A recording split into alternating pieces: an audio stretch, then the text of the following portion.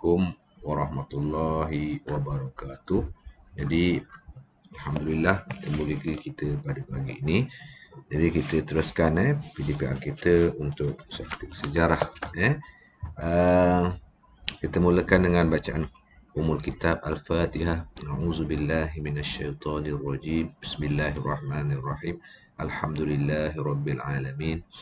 Ar-Rahmanir-Rahim. Maliki yaumiddin. Iyyaka na'budu wa iyyaka nasta'in.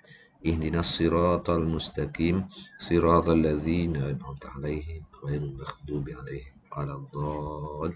Amin.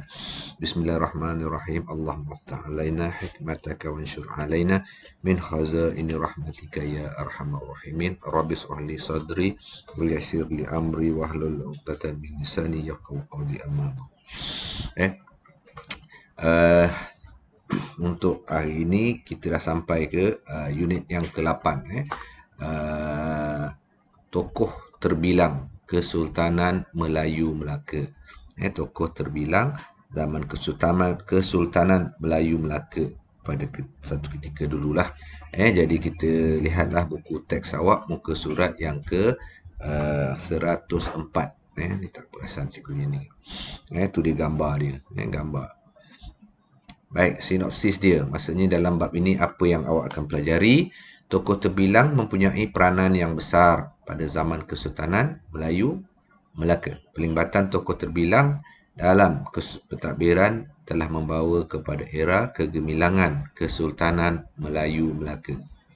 Unit ini membincangkan struktur masyarakat. Bagaimana pada ketika itu dah ada dari segi pentadbirannya, struktur masyarakatnya. Dan tokoh-tokoh, tokoh-tokoh ni orang-orang penting lah yang dikenali, yang terkenal, yang terbilang pada zaman Kesultanan Melayu Melaka. Okay, gambar ni kalau nak tengok ni, gambar ni ada di muzium lah. Kalau muzium ada masuk muzium tu adalah bukan gambar ni, dia macam buat patung. Kita panggil dia apa ni? Kita panggil dia diorama. Okay, ni muka surat 104. Dan ini muka surat yang 105 lah. Ada selai tu Jadi apa yang awak akan pelajari, 3 perkara dalam bab ini, iaitu menyatakan struktur masyarakat, yang kedua menjelaskan maksud tokoh, dan siapa dianya, dan yang ketiga mengkategorikan peranan Sultan, Bendahara dan Laksmana. Jadi hari ini kita ambil dua ni lah, 1 dan 2, menjelaskan struktur masyarakat, yang keduanya menjelaskan maksud tokoh. Okey. Ini pun samalah ceritanya. Baik, struktur masyarakat dia dah bagikan dah. Struktur masyarakat Kesultanan Melayu Melaka dapat dibagi kepada 2 golongan. 2 golongan. Ingat 2 golongan. Satu golongan dipanggil pemerintah. Orang yang memerintah, orang yang menjalankan, memberi arahan. Yang golongan yang kedua, golongan yang diperintah. Orang yang menerima perintah. Kalau zaman sekarang ni pemerintah ni kerajaan lah. Orang yang diperintah kita lah. Terdiri daripada rakyat. Okey. Setiap golongan ini mempunyai peranan dan tanggungjawab masing-masing.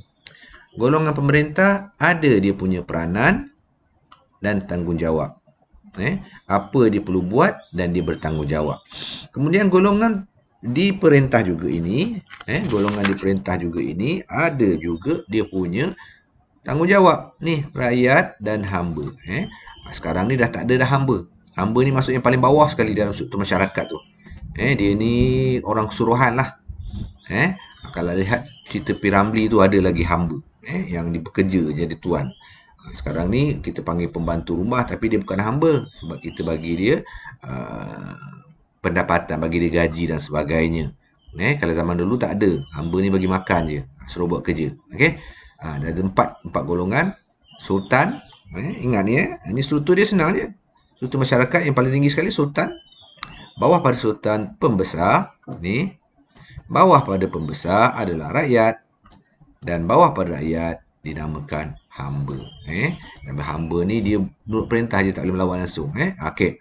Inilah struktur masyarakat pada zaman Kesultanan Melayu Melaka. Okey. Ada 4 Saya ulang balik. Sultan paling tinggi dan pembesar. 2 golongan ini dipanggil golongan pemerintah. Kemudian dia ada rakyat. dan hamba. Dua golongan ini dipanggil golongan diperintah. Okey. Boleh dapat ya? Okey, tengok ni. Sultan biasanya pakai baju warna kuning sampailah sekarang ni. Saya pun tak pastilah kenapa sultan ni pakai baju warna kuning. Tapi sampai sekarang ni bila pakai pakaian kebesaran ni mesti warna kuning. Pemerintah tertinggi dalam pentadbiran negeri. Paling tinggi sekali dia lah.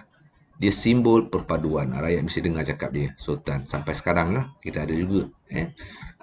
Daripada zaman Kesultanan Melaka ni sampai sekarang kita ada sultan ni dalam setiap negeri kita ni. Kemudian dia ada pembesar. Pembesar ni maksudnya orang kanan dia lah. Kalau sekarang ni maksudnya Perdana Menteri, menteri-menteri tu kita panggil pembesar lah. Kalau zaman dulu dia panggil pembesar. Dilantik oleh sultan. Sultan yang lantik dia. Membantu sultan dalam pentadbiran negeri. Dia bantu. Dia bantulah dalam pentadbiran negeri. Mengarahkan. Buat segala arahan sultan tu dia buat lah. Menjadi penghubung antara sultan dengan rakyat. Dia pergi jumpa rakyat. Kalau sultan cakap apa semua, dia lah pergi nanti.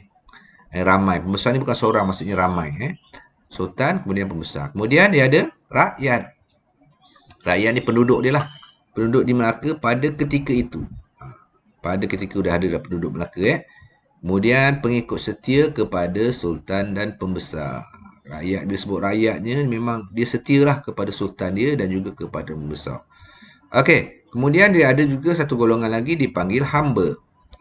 Tengok, tengok. Dia, kalau kita tengok sinilah. Yang ni pakai, kita panggil tengkolok. Ni tengkolok ni. Tengok tengkolok. Tapi hamba ni dia pakai, dia tak ada yang atas ni. Dia ikat kat bawah dia. Okey. Seorang suruhan sultan dan pembesar. Hamba. Orang suruhan sultan dan pembesar. Sultan ni ada hamba, pembesar pun ada hamba. Rakyat biasa tak ada hamba. Ni orang suruhan sultan dan pembesar. Maksudnya kat rumah sultan tu adalah hamba dan di rumah dekat pembesar tu pun ada hamba.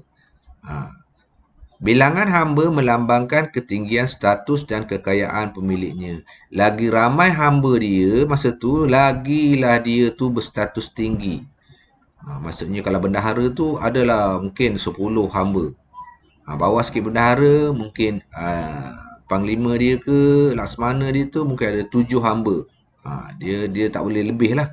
Sultan lagi banyak lah hamba dia. Okey. Golongan pemerintah dan golongan diperintah memberi sumbangan yang bermakna kepada pentadbiran Kesultanan Melayu Melaka. Pemerintahan kerajaan pada zaman Kesultanan Melayu Melaka berjalan lancar sehingga Melaka menjadi sebuah empayar yang kuat dan pusat perdagangan utama. Oleh kerana ni semua berjalan lancar, jadi orang pun datang berdagang dan berniaga menjadi sebuah empayar. Empayar ni sebuah kerajaan yang besar lah, orang kenal, seluruh dunia kenal Melaka zaman itu. Okey. Kemudian kita masuk pula untuk subtopik yang kedua ini adalah kenali tokoh terbilang. Okey, siapa dia? Tokoh terbilang memainkan peranan penting dalam kegemilangan Kesultanan Melayu Melaka. Macam kita belajar secara sekolah kan, dia ada juga tokoh di setempat tu kan. Ini ada tokoh terbilang zaman Kesultanan Melayu. Siapa dia? Antaranya para miswara. Para miswara ni orang yang membuka Melaka pada ketika itu. Tun Perak, bendahara Melaka. Hang Tuah, Laksmana, macam panglima lah sekarang ni, merupakan antara tokoh yang terbilang pada zaman tu. Sampai sekarang pun dia masih war-warkan lagi siapa para miswara ni, Tun Perak, Hang Tuah ni dulu sampai sekarang ceritanya masih ada kesinambungan.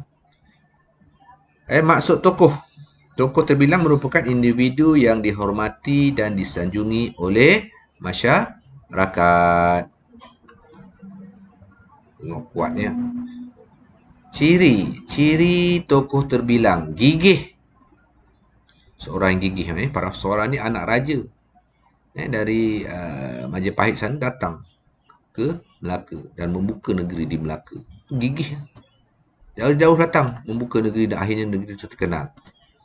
Gigih memajukan Melaka sebagai pusat dagangan. Orang berniaga dekat situ. Mempertahankan kedudukan negara. Ini ciri-ciri tokoh yang terbilang ni lah. Dia sanggup mempertahankan kedudukan negara. Tun Perak mempertahankan kesusahan Melayu Melaka daripada ancaman luar. Ini peranan dimainkan oleh Tun Perak. Mempertahankan kedudukan. Tak nak bagi orang serang, selalu buat macam-macam lah untuk mempertahankan kedudukan Melaka ni. Kemudian, ciri yang ketiga, tokoh ni adalah berkorban untuk negara. Hantuah mempertahankan perairan Melaka daripada musuh. Ini berkorban untuk negara. Sekarang tentera kita lah. Berkorban untuk negara. Jadi, tiga ciri-ciri tokoh bilang mestilah gigih, mempertahankan kedudukan negara dan berkorban untuk negara. Baik, dan muka surat seterusnya, tokoh terbilang. Zaman Kesultanan Melayu Melaka, kita lihat sini. Dia ada gambar rajah ni. Yang jadual ni. Yang pertama Parameswara. Nanti awak baca sendiri ni. Yang kedua Sultan Muzaffar Shah. Selepas Parameswara ni Sultan Muzaffar Shah. Kemudian lepas Sultan Muzaffar Shah, mangkat Sultan Mansur Shah. Lepas tu dah mangkat dia, Sultan Alauddin menggantikan dia. Ini adalah 3 orang sultan dan Parameswara ni pengasas kerajaan Melayu Melaka tu lah ketika itu. Ini memang terkenal lah. Masa zaman itu dan zaman sekarang diwar-warkan inilah orang yang memberi sumbangan besar kepada Empayar Melaka. Yang ni awak baca sendiri apa sumbangan dia. Kemudian Tun Perak. Tun Perak ni pun terkenal. Walaupun bendahara kemudian tu ada, tapi yang terkenalnya Tun Perak. Kemudian Laksmana Hantuah. Laksmana ni macam panglima lah. Panglima Angkatan Tentera macam gitu.